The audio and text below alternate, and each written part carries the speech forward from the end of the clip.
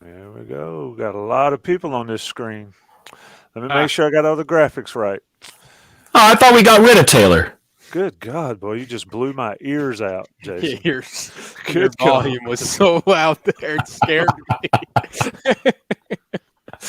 Send the bill for your speakers and AirPods to Jason Staples, care of Buck Sanders Inside Carolina. Is that Easy any better? now, easy now.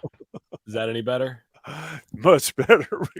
Hold on a second. I hate how this thing has like the automatic like volume adjustment, so it doesn't allow me to locally control it as much.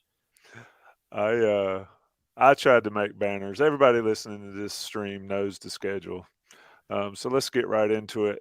Welcome into Inside Carolina special edition of a live uh, reaction podcast, I guess we'll call it. North Carolina's 2023 football schedule was released today, and Buck, since you are the emeritus expert here, um, your thoughts. And I'll lead by saying Mac was a little peeved today at the press conference to introduce Jason Jones, and said basically that it was unfair and that we would see why. And if I'm totally honest, watching the reveal today, um, I'm not quite sure I understand it. What's your thoughts? Well, I'm totally with you there, Tommy. The it's true that if you're closing the season with a very improved Duke team we saw last year at Clemson and at NC State, that's a tough close to the season. I think you got two rivals and you have a really tough Clemson team. They're always going to be tough. We just pencil that in. Those three games to close the season. Complain about that if you wanted to, but really, why? I mean, until October 28th, when they play at Georgia Tech, they will have played one true road game in that stretch. If I'm looking at it correctly, am I seeing that right? At Pitt on September 23rd, you're right. And then they don't play another true road game until October 28th. So listen, if what you need to do is to have an improving defense over the course of a season, having only one away game until October 28th is a good place to start, in my opinion. I'm not really sure what Mac was seeing that I don't see. I know at Pitt is no, day at the beach, and the start of the season, South Carolina in Charlotte, Appalachian State, Minnesota, even the App State and the Minnesota games being at home, still tough games. I mean, it's not like they're playing our sisters of the poor in those first three games out of the gate. So um, I don't really see what Mac saw, but there are pressure points in that schedule that North Carolina's going to have to deal with. So we could take it that way, I suppose. Yeah, I mean, figure you got to beat Clemson one way or another to win the ACC championship. Might as well get them on November 18th, and do it there. I don't know. At Clemson, at State, that's a little tough. You're right about Duke. But, Greg, I'll get in here first. We've talked about a lot, and we're going to kind of go around the room, pick, and sort of break it down a little bit. But we've talked about a lot this past year, and in years past, Carolina's strength of schedule has been weak overall, at least not as strong as it could be. And last year's was certainly not a tough one. Where do you see this one in that sort of grand scheme of things? The out of conference is what it is: South Carolina, App State, Minnesota, and Campbell. But is this tough? Is this a tough schedule for North Carolina, in your opinion, compared to in the recent past? Yes, it is, and I also think it's tough compared to the rest of the ACC, just because I think they have two legitimate non-conference opponents in South Carolina and Minnesota.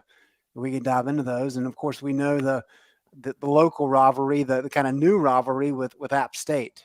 And even though App State struggled last year, still a solid team, and we know what happened in Boone last September. So I think it is a challenging schedule. I do think the fact that Carolina gets a bye week the end of September is nice, and then you got the Campbell game. They're late before that tough closing stretch against Duke, Clemson, and NC State. Technically not a bye week, but that's essentially a bye week. So I think in terms of the breaks, you have some pressure release points, if you will. But in terms of the closing, I just want to make this point. Yes, Duke at Clemson, at State is tough. But let's look at Clemson, for example. Clemson closes the season at Miami, at NC State, Notre Dame, Georgia Tech, Carolina, and now South Carolina. Duke is NC State, at Florida State, at Louisville, Wake Forest, at North Carolina, and then Virginia and Pitt. So there are a couple of these schedules in the ACC that are really strong at the end. And I think that says a couple things. Primarily, it says that there were some teams last year that kind of rose up. And Pitt had a good close of the season. Duke is the team everybody's talking about. Riley Leonard's coming back. Mike Elko did a great job. Louisville looked pretty good. They got a new solid coach coming in that should help them get even better. So I just think you're seeing that the league should be a little bit better this year than they were last year. We still don't know about Miami. Miami should be better. But then when you add in Florida State being tossed around as a top 5 team, and Clemson's going to be Clemson, I just think the conference as a whole should be better, and that makes some of these closing stretches look that much more difficult. What do you think? Yeah, when I saw Mac's comments, because I wasn't at the press conference, his exact comment, I copied it, was when you see the ACC schedule tonight, you'll see they didn't do us any favors. It's really, really difficult.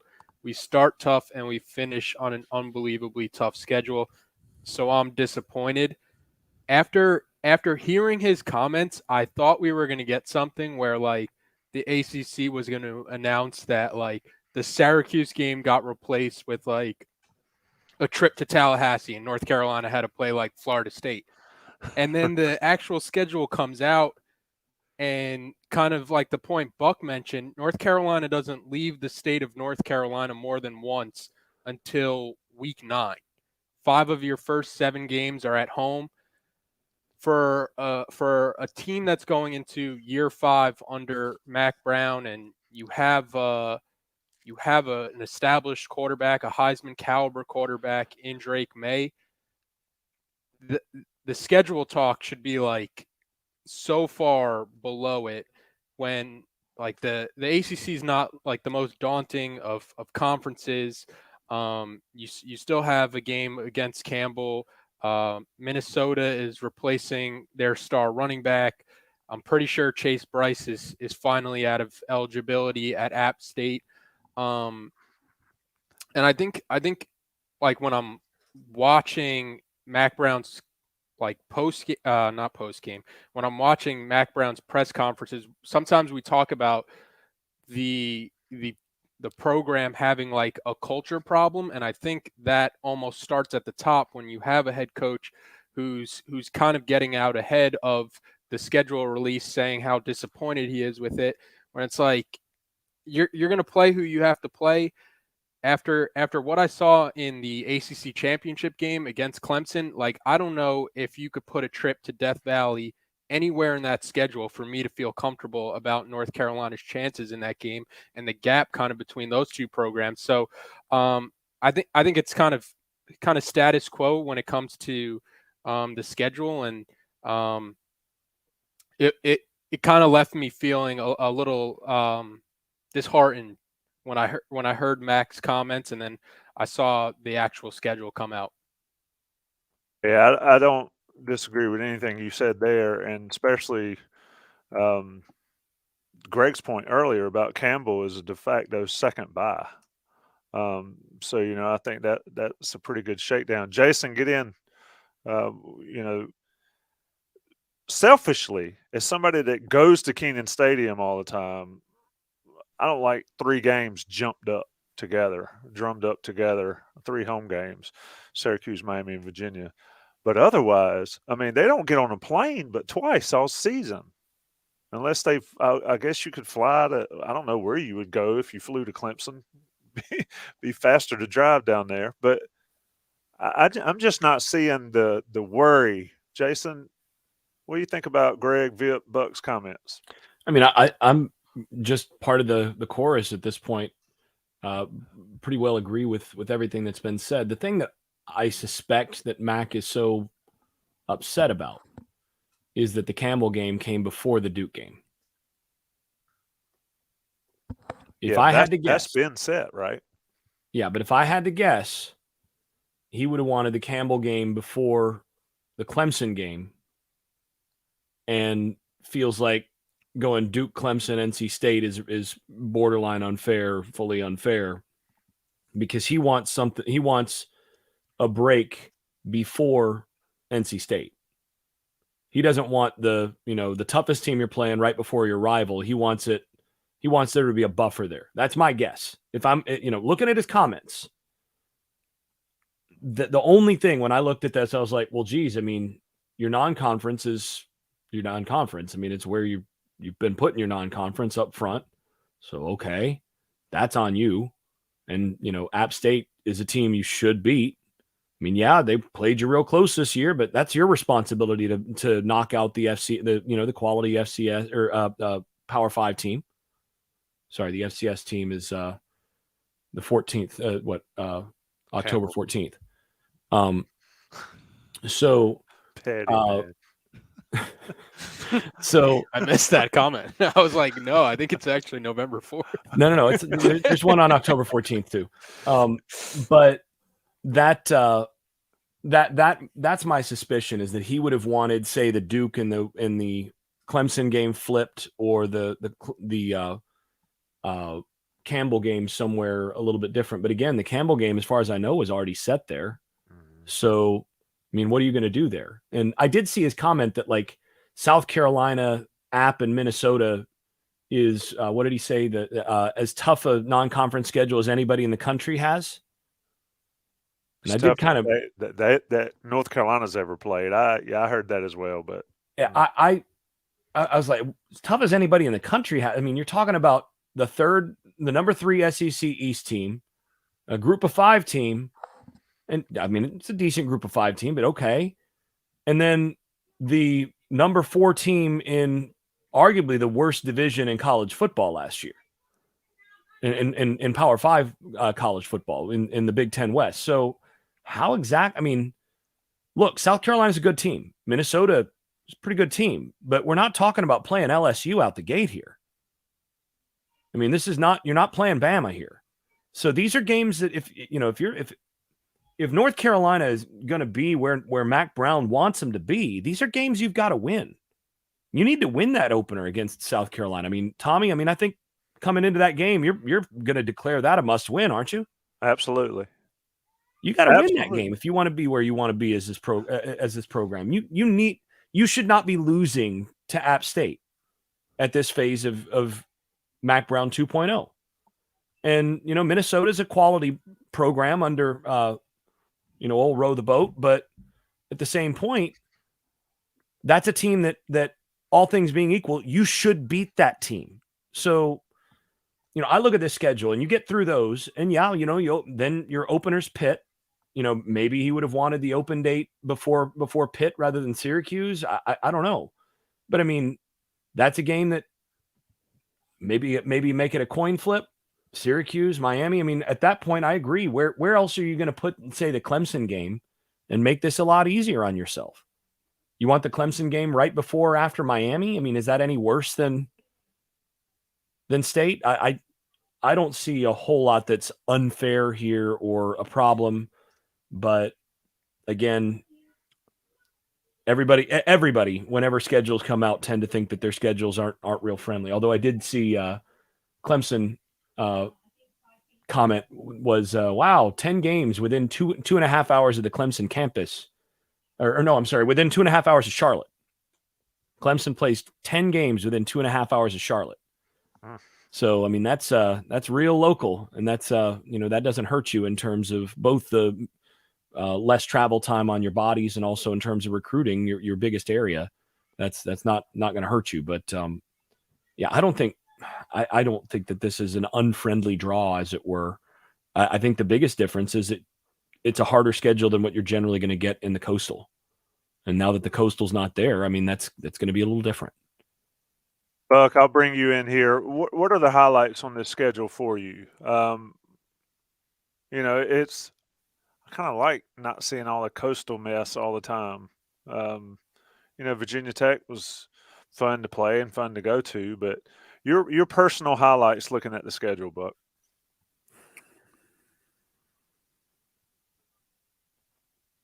And you're muted. It wasn't me this time, guys. I had to say it once. I'd like to push back a little bit against Jason's comment there. If you take Clemson off the schedule and substitute Notre Dame in there, how is it any different than any other schedule that North Carolina's played in the Coastal Division the last, since 2008 or whatever? You still got, NC State, Duke, Georgia Tech, Virginia, Miami, Pittsburgh, and then you got Syracuse instead of Virginia Tech, maybe. I mean, there's not a lot of difference there. It's fair enough. If North Carolina is playing Notre Dame instead of Clemson, and then, in an odd year, even when they were playing in the Coastal Division, they would pick up Clemson as a out-of-conference team. I don't, as far as the ACC, I don't see a dramatic amount of difference there. If they were having to play Clemson and Florida State, then we could talk, and Notre Dame, maybe, but or add Louisville in there, maybe. Yeah, but this year's schedule to me is not a great departure from the normal Coastal Division schedule. The highlight and one thing I really like about it is you got Pittsburgh on September 23rd. Much better situation than to go into Pittsburgh in November. And so, and actually, true confession time, I've never been at a away game at Pittsburgh. Mainly because those games are typically played in November, and I don't want to go to Pittsburgh in November. So there's some chance that I might go to Pittsburgh. It's the only venue in the ACC I've never been to. So I like that the fact that North Carolina plays Pittsburgh in September. The Campbell game, I don't know how I feel about that. I understand that they tried desperately to move that game and weren't able to move it. That they were trying to get that, towards the front of the schedule, and but they were unsuccessful in doing that. I'm not sure how I feel about that. I would prefer for it to be Duke, Clemson, Campbell at home, and then NC State. If that would be my preference rather than have it Duke, Clemson, and NC State. That's again, Duke and and for North Carolina, this is going to be an incredible test of whether they improve their physicality, because whether anybody realizes it or not, the Duke UNC game is always extremely physical. It's considered to be one of the dirtiest games in NCAA. It is. I mean, I forget who it was. They've written articles about it. Right. And as far as like, if you're gauging it by, personal foul calls and those kinds of things, the Duke UNC game is one of the dirtiest in the NCAA. Clemson's going to be an extremely physical game, as we know. NC State's going to be an extremely physical game, as we know. So that close to the season, all the time we talk about the lack of physicality with UNC and that 3-game stretch there at the close of the year is really going to test whether or not they're have stepped up that physicality piece of the program, the culture. So we'll see. I don't mind the bye week being after the Pittsburgh game. It mocks Knicks to me as far as where they put that. It's after 4 games, and then you got the Campbell game on November 4th. As Greg said, that's sort of a de facto bye in itself. So, I mean, those are what stick out to me in terms of looking at the schedule. Yeah, I'll tell you what sticks out to me is 4 away games. Yeah, true road games. Only 4 true road games. 4 games outside. 4 games. If you think about it this way, you only have 3 games outside the state of North Carolina. Well, and then Clemson's right there. Yeah, I mean, you got 2 games outside the Carolinas. Period. And that's Georgia Tech and Pitt. Those are the only games you play outside of the Carolinas. That's if I'm looking at that, I'm going, It makes the travel budget for NC for UIC inside Carolina much easier to handle. Just saying. Don't forget, there's an Atlantis trip to cover some basketball in there too, Buck, around that Thanksgiving. let me throw this. We're going to stop covering basketball. Let me throw this up. Is Pittsburgh worth the plane ticket to go watch a game there? I've never been to a Pitt Carolina game at Pittsburgh. What saith everybody? Greg, you like it up there, don't you? I love it up there. Pittsburgh is a really cool city. I know everybody talks about it, so it's kind of cliche, but the way you go through the tunnel and you come out and you're looking there over the rivers, and I don't even know what it's called now, but I still call it Three Rivers Stadium. It's just a fantastic entry point into the city. It's a cool place. The basketball arena is really neat. Being able to cover a game at the old Heinz Field. What is it, Accenture now or whatever it is? Acrisure. Yeah, okay. I'll just go with the old Heinz Field. Is it not Heinz Field anymore? No, it is not. It is not. Yeah. But it's a great place to watch a ball game.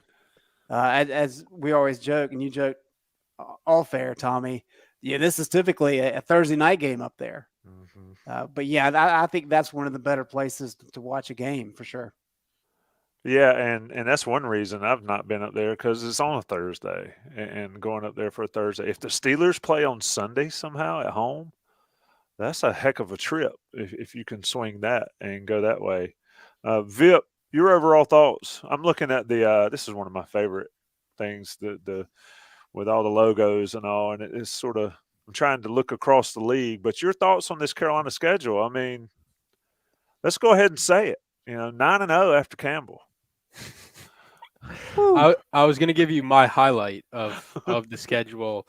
I've planted my flag as a 305 guy right now.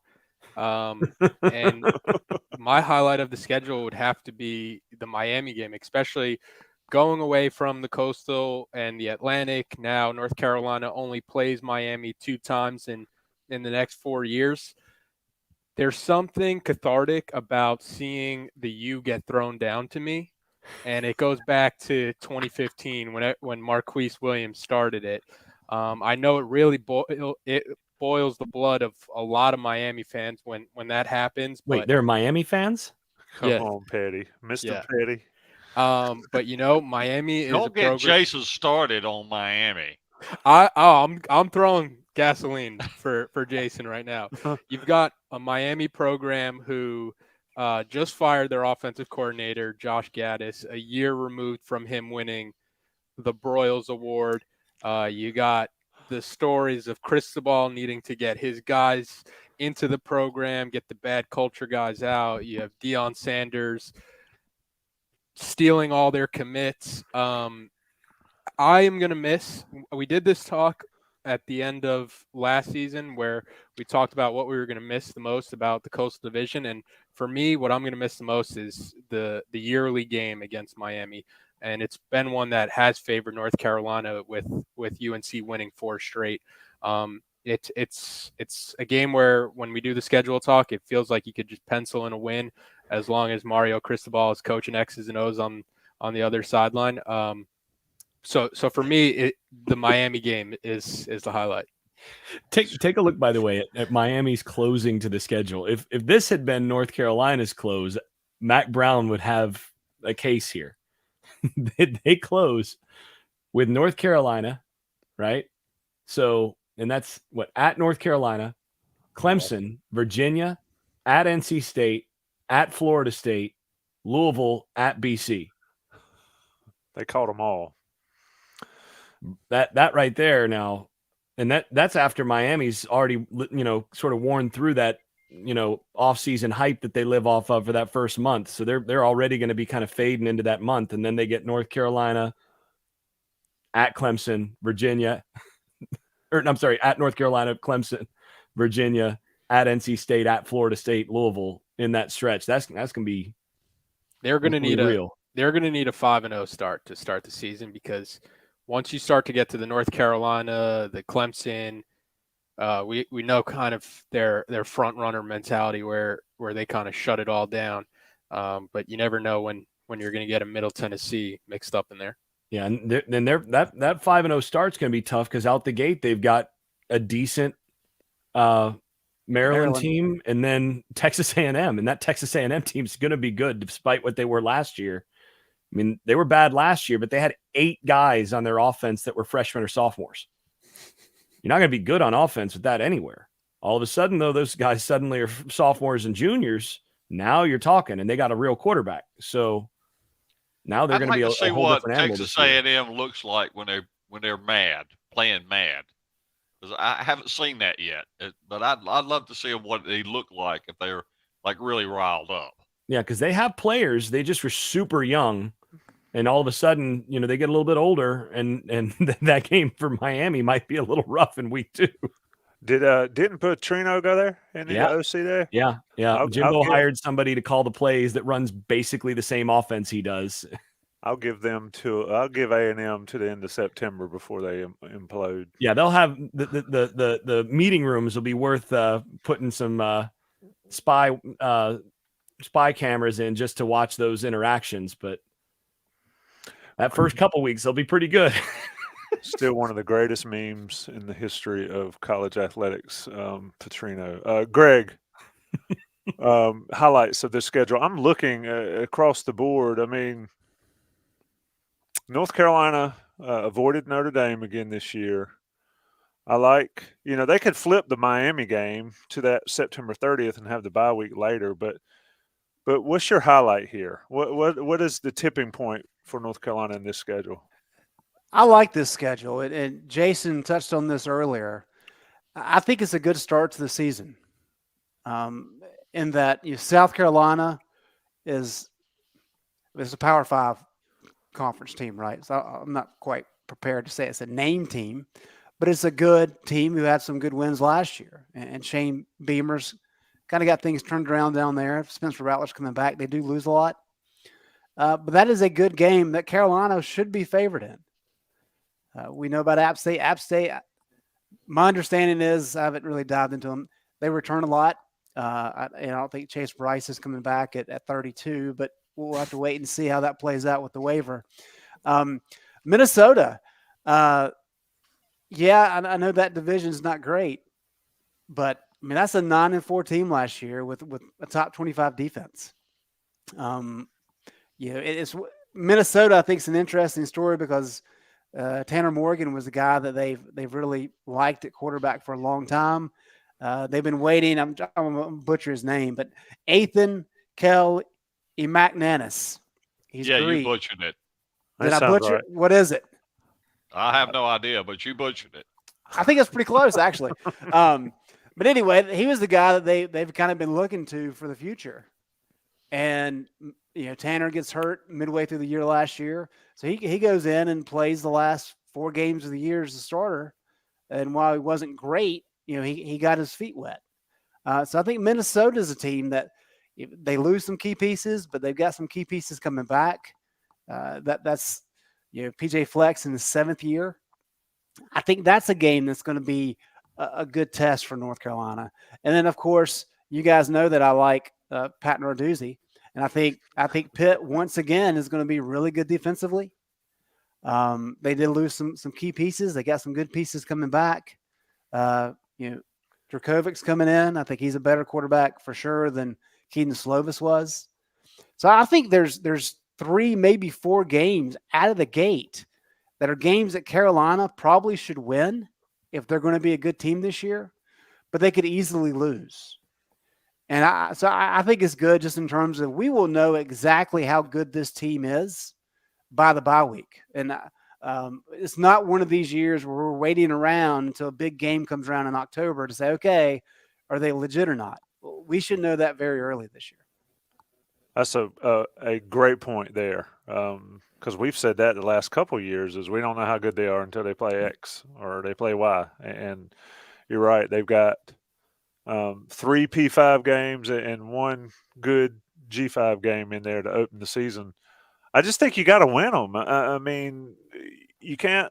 I was kind of blown away about the complaining about the schedule, but it sort of is what it is. You got to set the narratives early. Buck, looking across the conference, and I don't know how much you've looked at it, I'm trying to find like my game in the conference that I'll pay attention to, not Carolina. What about Wake Forest at Notre Dame with Sam Hartman? Speaking of 32-year-old quarterbacks, Sam Hartman playing Notre Dame up there. That'll be a heck of a matchup. Yeah, I think that's an interesting matchup, but probably the one that jumps out to me on the schedule, and for reasons that probably the ACC for once in its existence was media savvy about, is that Florida State and Clemson play each other early. And there are no other marquee games nationally, when they play each other. So that weekend, the ACC is going to get all the eyeballs because that game is also set up to be sort of a preview to what will be the ACC championship game. Although, just throwing this out there, is Clemson going to get to the ACC championship game this year? Do we know that for sure? I don't think we know for sure whether either of those teams is going to do it.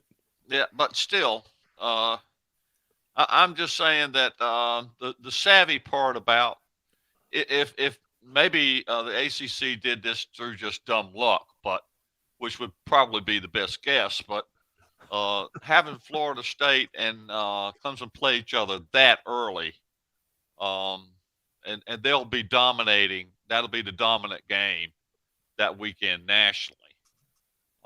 That's what struck me as far as the ACC schedule overall. I think that also my suspicion is in the ACC office, they were probably looking at that going, those are probably your most likely ACC title game matchup. That's probably your most likely pairing. You don't want them playing twice in 3 weeks, something like that, or twice in a month. You want to let that first game go and then let things build and build for another few months. And the loser of that, ideally, if you're the ACC, ideally, you want your 2 biggest brand teams to face off there, have a really hard fought game where one of them loses and then climbs back up in the rankings by the end of the year, so that either the team that won the first matchup wins another impressive game against a highly ranked team in the championship, or if you have then that reverses in the championship, they're both way up there because the other one's climbed up, and you've got a shot at potentially getting 2 teams in, or at least you're maximizing the chance of getting 1 team in with a loss. So I do think that was smart scheduling on the ACC's part, just in terms of thinking about, look, if you're going to get a team in with 1 loss, you want that loss to be as early in the season as possible. So, that's a factor there. Now, of course, easier said than done for Florida State to even get to that game with 1 loss, because they opened the season with LSU. Mm-hmm. So, that's, you talk about a tough stretch to open the season. LSU, LSU, Mississippi State, at Boston College, at Clemson. That's tough first month for folks down in Tallahassee. Where do you see Mississippi State on that schedule? Or is that Bethune? That's Bethune. I'm sorry. I'm looking at the graphics. Yeah, Okay. sorry. It's a very similar graphic. But LSU, Bethune, then Boston College, and then at Clemson. So, 3 of the first 4 weeks, LSU, at BC, at Clemson. And the thing that actually sticks out to me about that is at Boston College, followed by at Clemson. You're not getting in until late from Boston. Mhm. So you're getting kind of a late start on your treatment and your week for that preparation week, and then you got to go on the road. So you're leaving on Thursday, so you get a little less prep that week for Clemson. You got to be mindful of that planning as a coaching staff there. Yeah, Tommy, two notes I want to just throw in here real quick. Duke, I think, is interesting because I think we all agree that they don't really lose much, and they won 9 games last year, really close, strong, and their schedule sets up very unique because Clemson to start the season is tough. Then they got 3 winnable non-conference games, and then Notre Dame will be tough. So if Elko is able to coach these guys up properly and kind of keep their head in it, they very easily could be 3-2 going into mid-October. And we don't really have a good gauge of how good they actually are, unless they just get smoked by Clemson and Notre Dame. But if they're at least competitive in those games and 3-2 going into that NC State game on the 14th, maybe they have an opportunity to kind of make a late charge. And I think that'll be interesting to watch. And then the other part is going back to Pitt. I keep harping on Pitt. But in terms of maybe the easiest road schedule in the ACC, Pitt's up there. I mean, they're at Virginia Tech, at Wake. I'm not sure what Wake's going to look like without Sam Hartman and some of those ninth-year players. At Syracuse, which I don't think will be any good. And then they close the season at Duke. And then BC's at home. Of course, Florida State's going to be tough. Louisville's at home. That's going to be tough. And then Carolina. So I think their schedule is favorable if they can hold serve at home and do pretty well on the road. Yeah, but that stretch for Pitt where you go Louisville, at Wake Forest, at Notre Dame, Florida State is going to be rough. That month, for sure. That 4 weeks is going to be – that's their season right there. Yep. By the way, I should have said Southern Miss. So that was the logo that I was thinking I was looking at. It's LSU Southern Miss for Florida State for those first 2 games.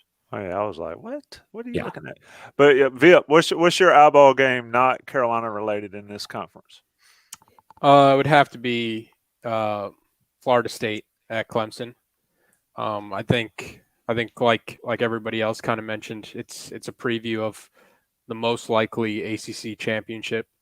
And it's from watching how the teams kind of performed in the bowl games. I thought Florida State is just an impressive team for the most part, and they're bringing a lot of talent. They would be my pick right now to be the ACC champions. So seeing them go on the road early in the season, that's going to be a good test. When that's probably going to be I think they play on Sunday to open the season against LSU, right? Yep. Jason, in Orlando. Yep, Sunday. Yeah, that might be one where I try to do a road trip up on Saturday, UNC, South Carolina, and Charlotte, and then head out of Charlotte pretty late and do that on the way back because I'm pretty high on this Florida State team and think they have a good shot. And then Clemson, a lot of people talk about Clemson in their down years. Like I would kill for some of Clemson's down years. Dabo kind of joked about that in the ACC championship. Somebody asked him about it, and he was like, "Our down years, like we're still going to the ACC championship.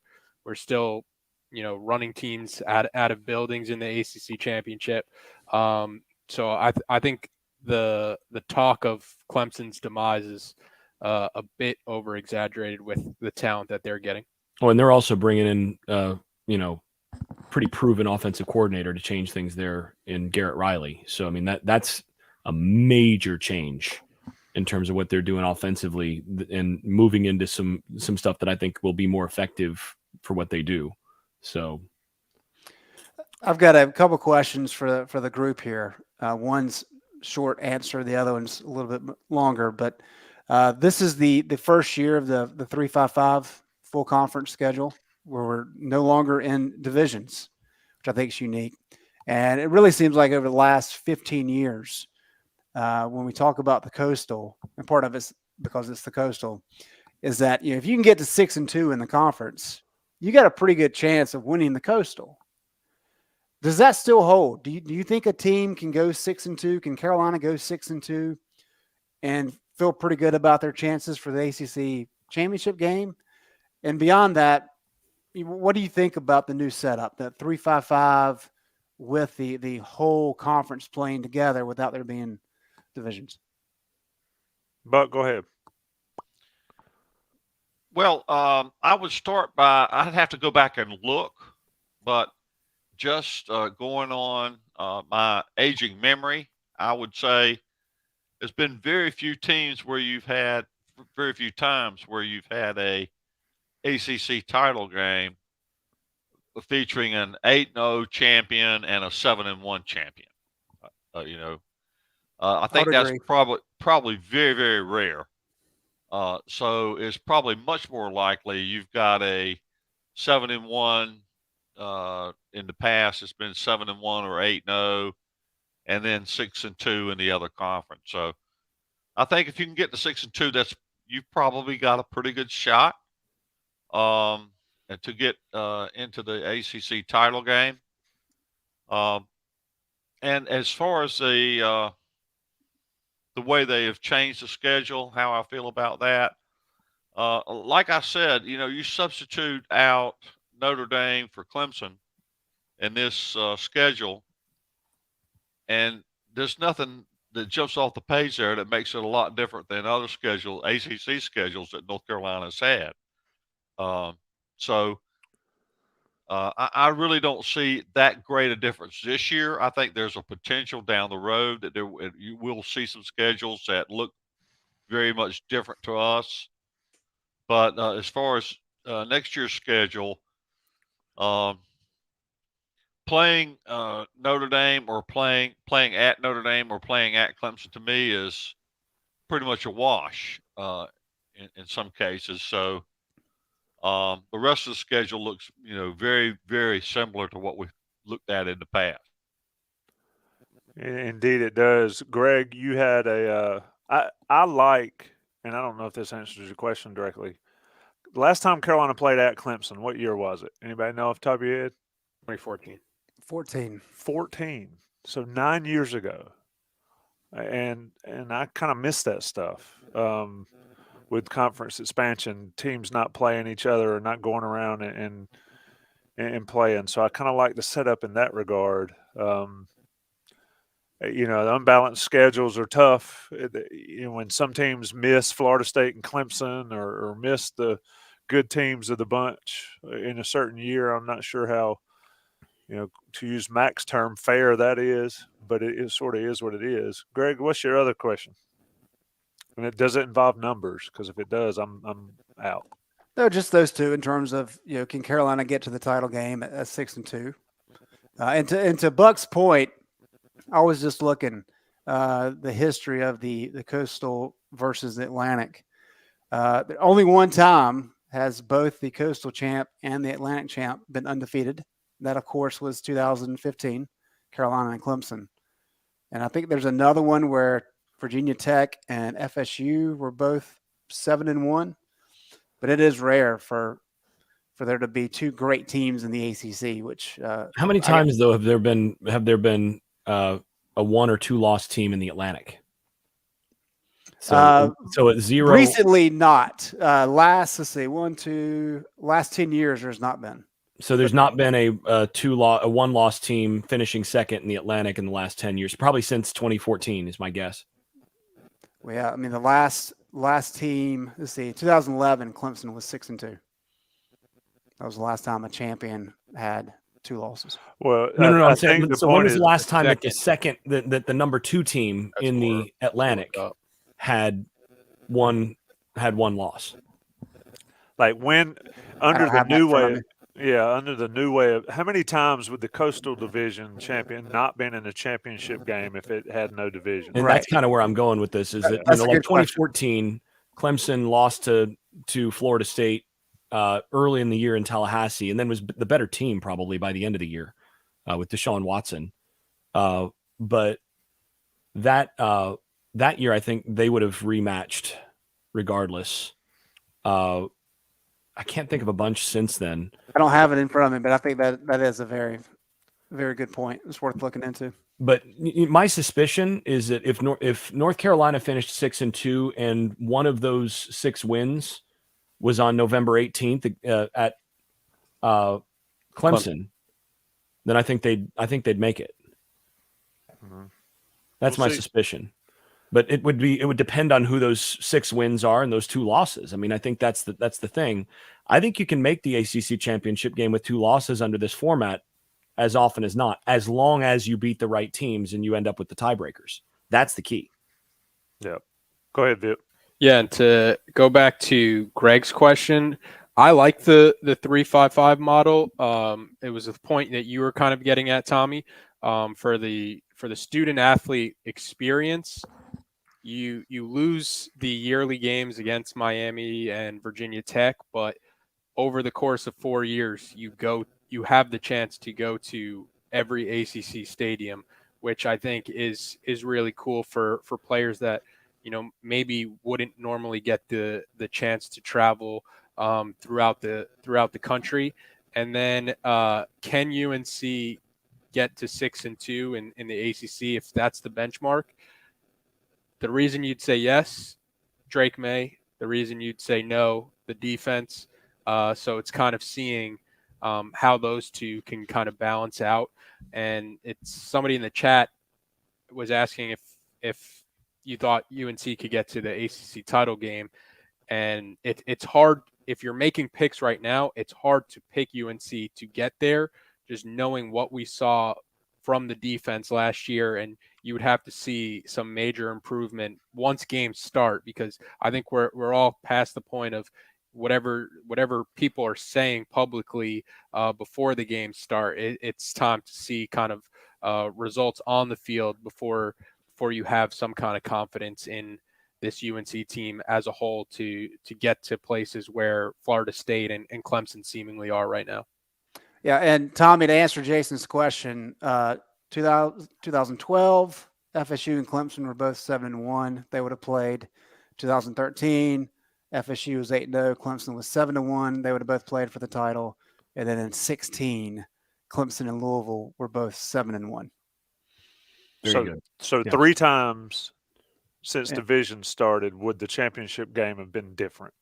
Yeah. I think it would have been different in a couple other years, maybe depending on tie breaks with the 2-loss Atlantic, but those were the clear ones. One thing I'm going to toss in there is the dark horse, I think, to make the ACC title game is Louisville. And just because of scheduling. So Louisville dodges both Florida State and Clemson. You look at their schedule, they open at Georgia Tech, then I'm not even sure who that logo is, which tells you all you need to know. Then at Indiana, Boston College, at NC State, Notre Dame, which doesn't count as a conference game. So even if they lose that doesn't hurt them. At Pitt, open, Duke, Virginia Tech, Virginia, at Miami, and then Kentucky. That's a very winnable schedule. I mean, there really aren't any games in there that you look at talent-wise for Louisville, other than that Notre Dame game where you're like, well, they're just outclassed there. And I think a lot of, you guys know, I think a lot of Jeff Brom as a coach. So that's a very friendly schedule for a first-year staff with Jeff Brom. I'm not sure they're good enough to get there, but the schedule is certainly friendly enough to give them every advantage there. Yeah, the team in question was Murray State. Thank you. The Racers. The Racers. Yeah. It looks like Boston College, Louisville, and Virginia all dodge Florida State and Clemson. Yeah. Nope, because Boston College has Florida State. So Louisville and Virginia, they're only 2 teams that. And Virginia ain't getting there. So. Yeah, Virginia opens at Tennessee. So. Yeah, Virginia's opening month at Tennessee, at Maryland, and then NC State. And JMU, good. JMU's not bad. Yeah, and JMU as their recovery from Tennessee, they may well open 0-4. That's a tough slate. really tough to draw JMU in week 2. No Brandon Armstrong either. Yeah. Oh yeah, that's right. Yeah, that and of course when they do welcome NC State, it's Armstrong's return to his. Wow. Pencil it. That's what it was going to be wild. I asked today. We had Jason Jones introductory stuff, and also got to talk to the transfers. And I asked Nate McCollum, Georgia Tech guy, like, "What's it going to be like when y'all play Georgia Tech?" He was like, "That's going to have some juice to it." And then I asked Amari Gaynor, same thing, Jason, and he said, "I'll treat it just like any other game." Like, come on, man, you've been there 5 years. It's just going to be like just another game. That's and the thing about it is he's telling the truth. When you heard him say it and you looked at him in the face, did you not believe him? Yeah, and I couched it this way: first weekend in December, Carolina and Florida State are playing for the ACC championship. What's going on in Amari Gaynor's head? And he was like, "Got to win a championship. It's just another game. I love my brothers, blah blah blah." But so it was interesting. It was an interesting discussion with some of those guys. It's the new world order. A lot of people wanting us to do the football post-mortem. Some really morbid people out there. Yeah. I'm kind of like, it is what it is at this point. I think Jason Jones is an upgrade in the coaching arena, in the cornerbacks room, and we can debate the rest of them. But I will say this. I have no idea what will ever happen, but I remember last year, everybody thought the coaching staff was set, and then at the last possible minute, it's changed. So we'll talk about it eventually on this podcast. Anything less? Buck, give us some. Is 2023 the year for North Carolina? Oh, you're never going to get me to go there. Must win, Buck. Must win. 15-0, Buck. 15-0. Yeah, that's a Tommy Ashley kind of move there. I'm not going to go there. Yeah, he's always been the eternal optimist, Tommy. Realistic fan. Actually, he's not been. Exactly. But nobody understands that. The good news for me is nobody on this panel or anybody else that joins us is going to have to predict the Virginia Tech game next year because there's not going to be one. So that's the great news for me. I can't get the Virginia Tech game wrong next year because we're not playing them. But, as far as predicting what the record is going to be at this point, no, you're not going to, no amount of cheese on the cracker is going to get me to make that prediction at this point. 8-1 going into the Duke game. There you go. There you have it, folks. Set your bettings accordingly. Yeah, I think I was right until the wheels fell off last year. So we'll have to do that podcast. You were right until you what? That's until the rambling wreck. Get it? Wheels fell off. That Lord! Fall over that wreck. Vip, anything to close us? I don't have anything. So how's Miami?